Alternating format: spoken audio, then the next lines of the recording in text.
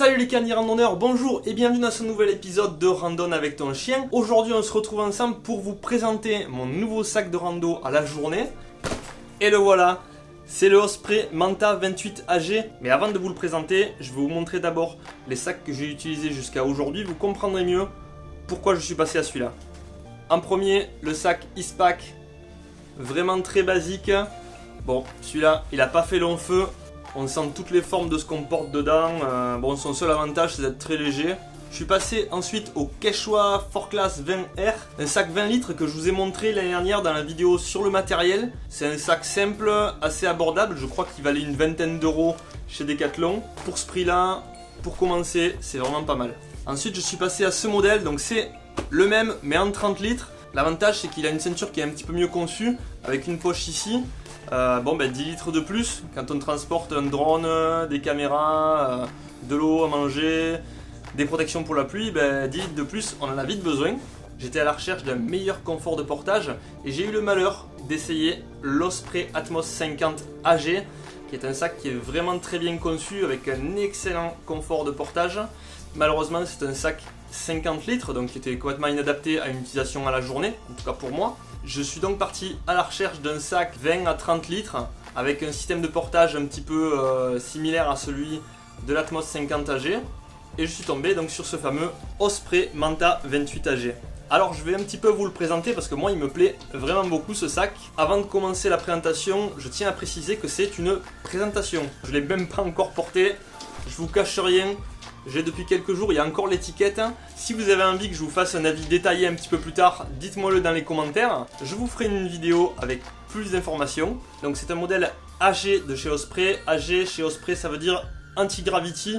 Donc on a droit à tout un système de portage qui est vraiment très évolué. Alors la boucle de la ceinture, elle est vraiment rigide, ce qui permet de vraiment venir répartir le poids au niveau des hanches. On se sent vraiment bien englobé au niveau de la ceinture et des hanches, mais sans pour autant que ça vienne gêner en quoi que ce soit. C'est vraiment très agréable à porter. Le dos derrière, c'est un genre de filet tendu là, donc il y a une ventilation qui est vraiment très bonne, je pense, dessus. Les bretelles sont en mèche.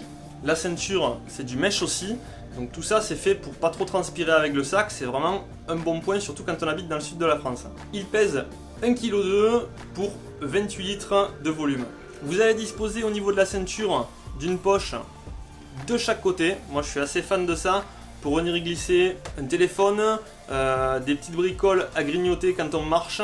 Ça, c'est vraiment super pratique. Un truc que j'utilise un petit peu moins, mais c'est important de le dire, il y a de quoi accrocher ses bâtons au niveau de la bretelle et en bas du sac. Quand on est tracté par le chien, forcément les bâtons, on les utilise pas beaucoup. Il y a des poches sur le côté pour venir glisser sa gourde, de chaque côté bien sûr. Ces poches, elles ont la particularité de pouvoir être accessibles par le haut et par le côté. Donc ce qui est assez pratique, quand on porte le sac sur son dos, on peut venir ranger sa gourde sur le côté et la retirer, sans avoir à défaire le sac. La première poche, c'est pour la poche à eau. Si vous avez l'occasion de vous acheter la poche à eau Osprey avec, qui a l'air vraiment super, il vous sera possible d'utiliser la petite boucle magnétique sur la sangle pectorale qui vous permettra de venir tenir votre tuyau du camelback directement aimanté là-dessus. Ça a l'air vraiment sympa. J'ai hâte de m'acheter la poche à eau qui va avec. Allez, on continue avec les poches. La grande poche, elle rappelle un petit peu toutes les poches qu'on peut voir sur les sacs à dos. À cela près qu'elle intègre dedans un petit filet pour venir ranger des affaires. Ça, c'est vraiment pratique. Devant, juste ici, on a la poche pour les lunettes de soleil ou pour les petites affaires. Comme on retrouve un petit peu sur tous les sacs, c'est la petite poche du dessus. À l'intérieur, ils ont mis un petit revêtement vraiment très doux. Je pense que c'est vraiment exprès pour les lunettes, pour pas rayer les verres. Alors je suis pas très branché vélo, alpinisme, moi quand je porte un casque c'est plutôt pour la moto. Mais a priori, il y a de quoi venir accrocher un casque ici. Bon, moi ça me concerne pas.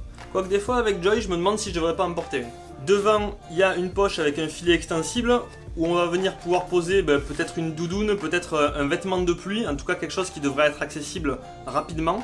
On passe à la deuxième poche à l'avant. Oh, elle est assez grande aussi. Il y a deux petites poches filets. Sous le sac, on retrouve le rain cover qui est intégré. Donc vous avez la protection de pluie pour le sac qui est intégrée et qui est vendue avec le sac. Ça, c'est pratique aussi. Et voilà, je crois qu'on a fait le tour. Alors c'est un sac qui est vendu à peu près 130-140 euros. C'est vraiment très cher par rapport au sac à 10 euros ou 20 euros de chez Decathlon. Par contre, c'est vraiment une qualité de conception qui est vraiment un cran au-dessus. Pour ma part, j'ai vraiment mis du temps à investir autant d'argent dans un sac à dos, mais à mon avis, je vais pas le regretter. En tout cas, ça, je vous le dirai un petit peu plus tard.